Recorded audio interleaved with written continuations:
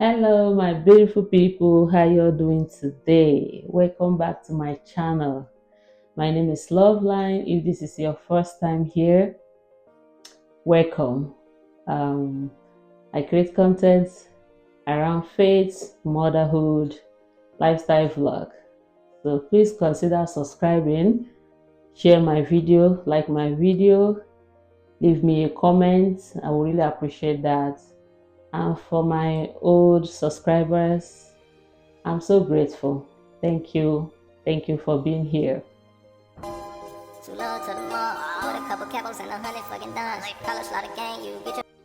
So today we're going to be talking about protecting our children, what every parent needs to know about child molestation.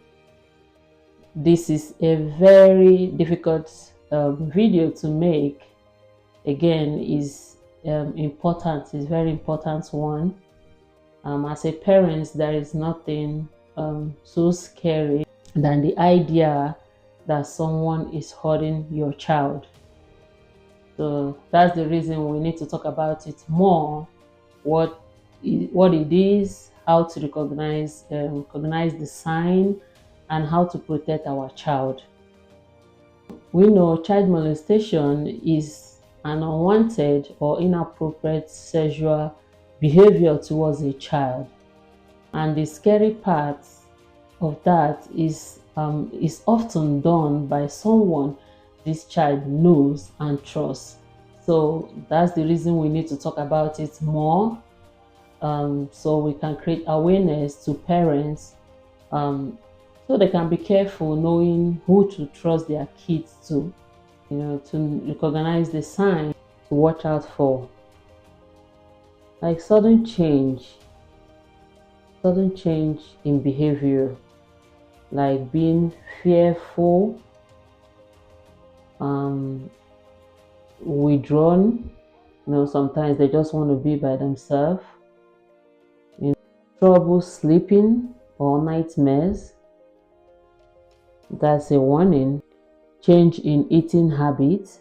They just change in so many things because they are going through a lot.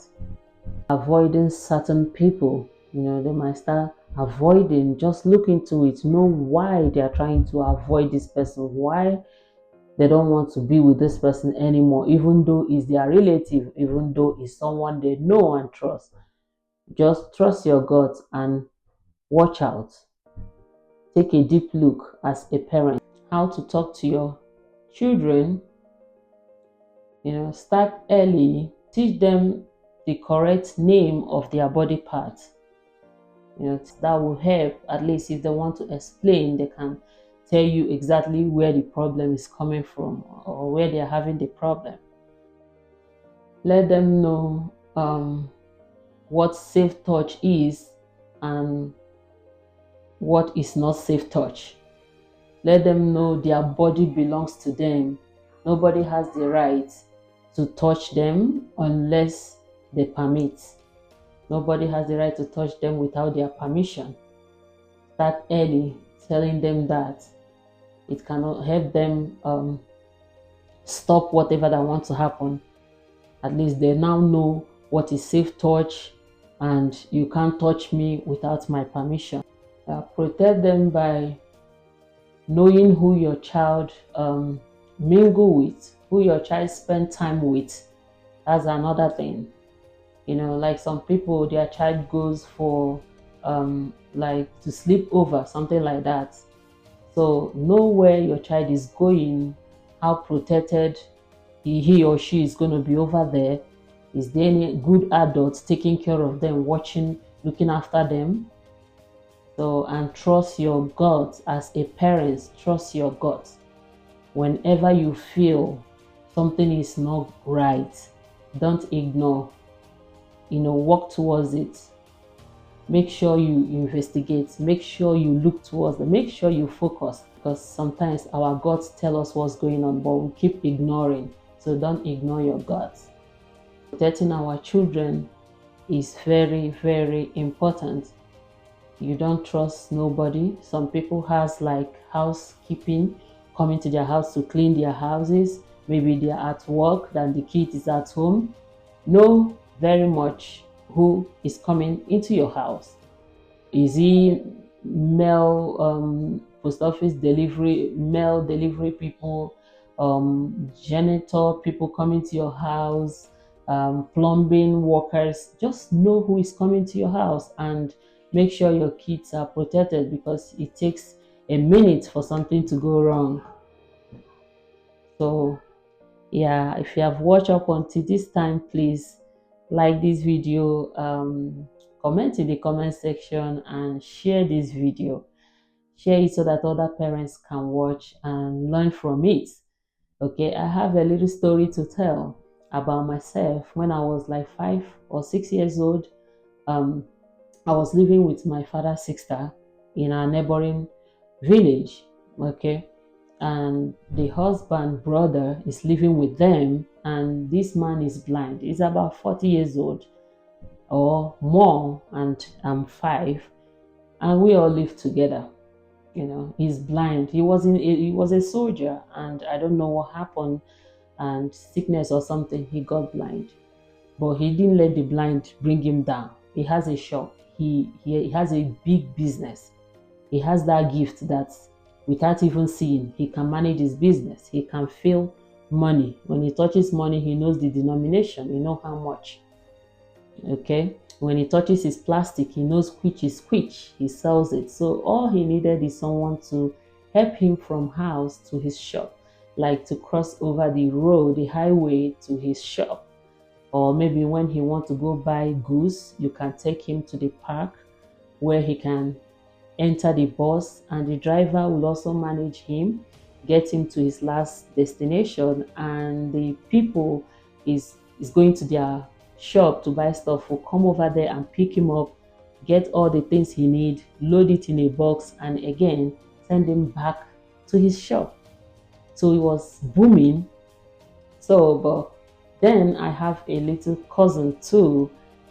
She must be like 9 or 10 years old. She was the one taking him to his shop at that time.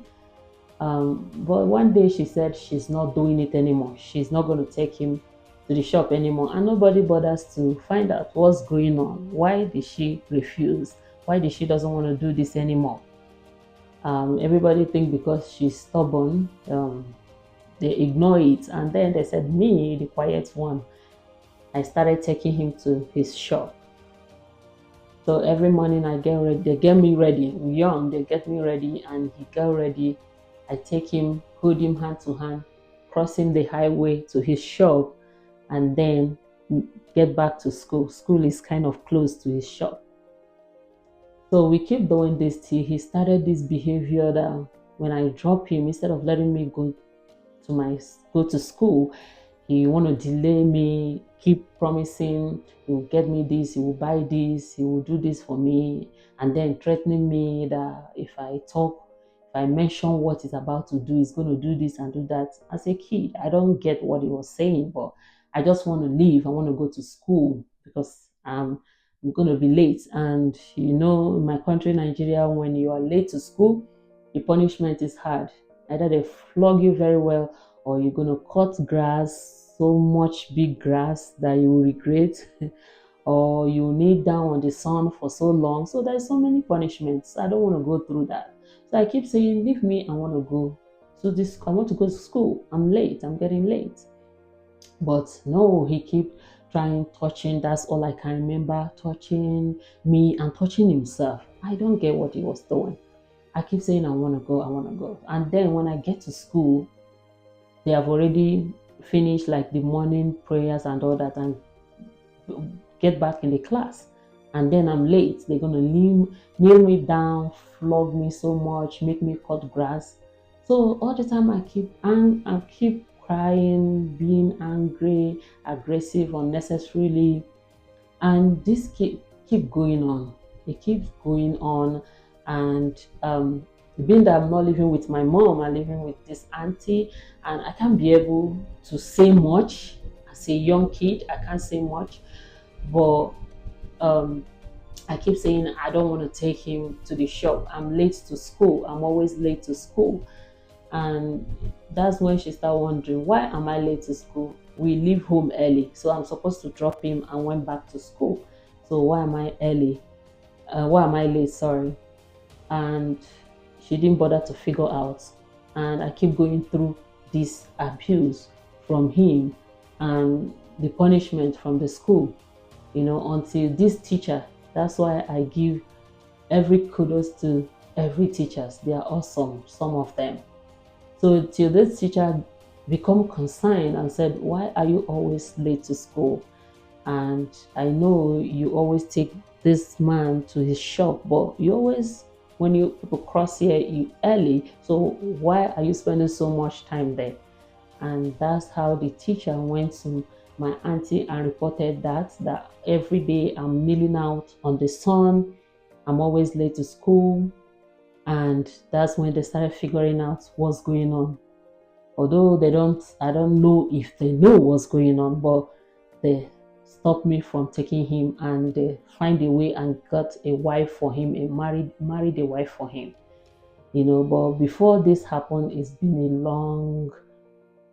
long punishment, and you don't want your child to go through all this mess, because the memory remains with you for a long time. It takes only the grace of God to wipe away this memory from your mind. Even till today, sometimes if I remember, I've forgotten, I've forgiven, but forgotten I don't. I still remember. I keep asking, why was he doing this? I was so young, so little, that I have to take care of myself and take care of like 40 years old person taking you across the highway. All those, why do you want to do this? I don't know what he was doing, but my anger is why is he making me go to school late and receive those punishments?